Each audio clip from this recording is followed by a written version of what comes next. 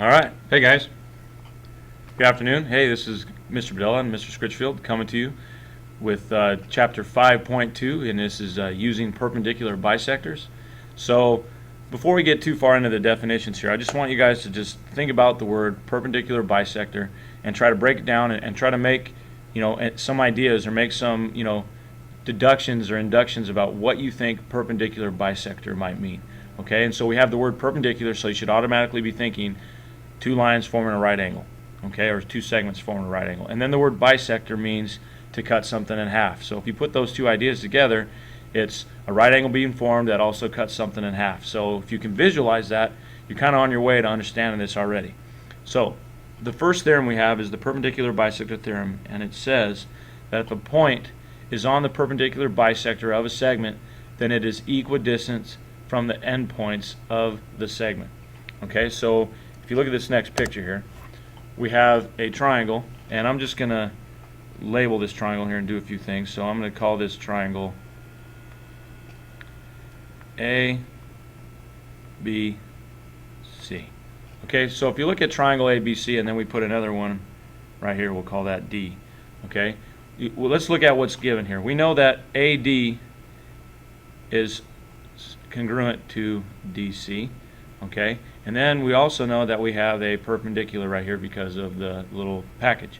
Okay, so what this theorem says is that if AD is congruent to DC and you have a perpendicular ray shooting up, which is DB, then you can conclude, okay, that AB is congruent to BC, and so now you can make the equation of 3x plus 14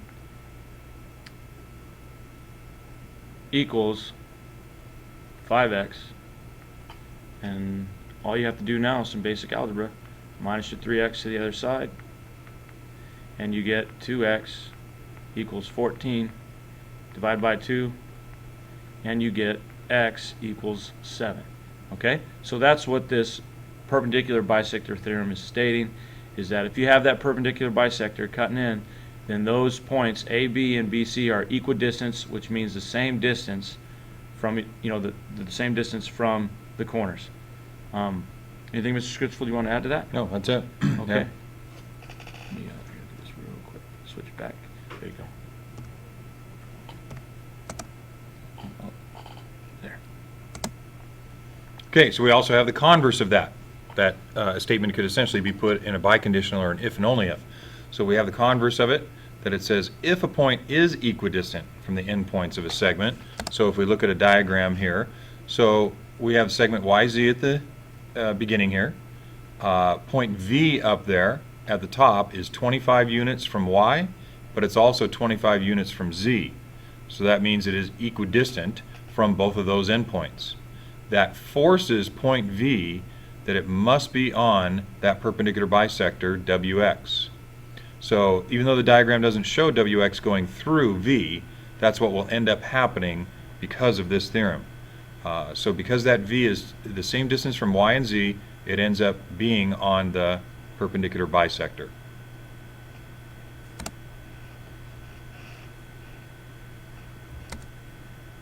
So our answer to our question here on the slide is yes, it is, because of that 25 being the same number of units on both sides.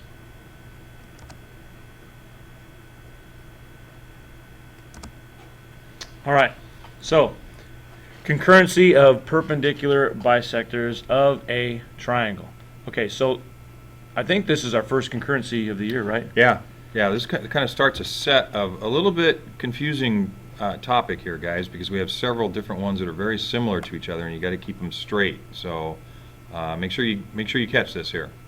Yeah, and isn't concurrencies just basically it's something we added on to a postulate that just says because of this we can say this? Well, what they mean by concurrency here is that concurrent lines are three or more lines that intersect at the same point.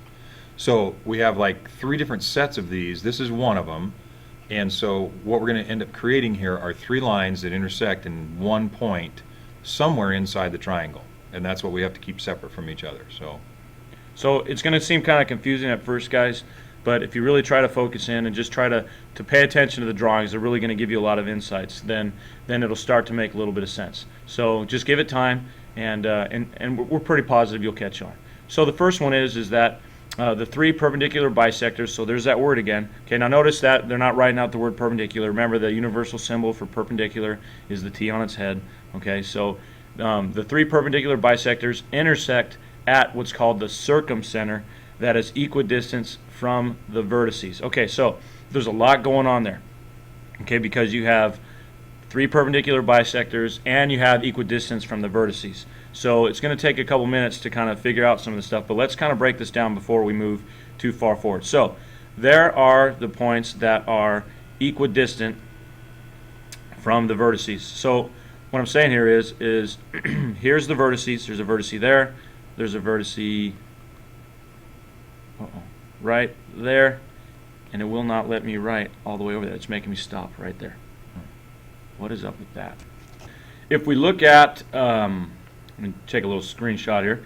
If we look at this drawing, guys, let's first find those three perpendicular bisectors. Okay, so if we start out with point or segment BA, we find our first perpendicular bisector right here. Notice it's cutting BA into two congruent pieces, and it's making that perpendicular that shoots up there towards D, which is in the middle, and that will be our circumcenter here in a few minutes. But then you can look for the next perpendicular bisector, which is between B and C. Okay, and you see that B and C is being cut into two congruent pieces, and here's your perpendicular bisector. And then if we look at A and C, you can see that AC is being cut into two congruent pieces, and then this little one right here is your last perpendicular. Okay, so those are your three perpendicular bisectors. Now, so now let's try to find the part right here. This is the other confusing part, that is equidistance from the vertices. So let's find those vertices. Now remember, guys, a while back we talked about vertices of a triangle are the corners. So here are our three vertices. Okay, now our three vertices are going to be equidistant from the circumcenter. So if we watch the slide here just in a moment, let me get back out of this.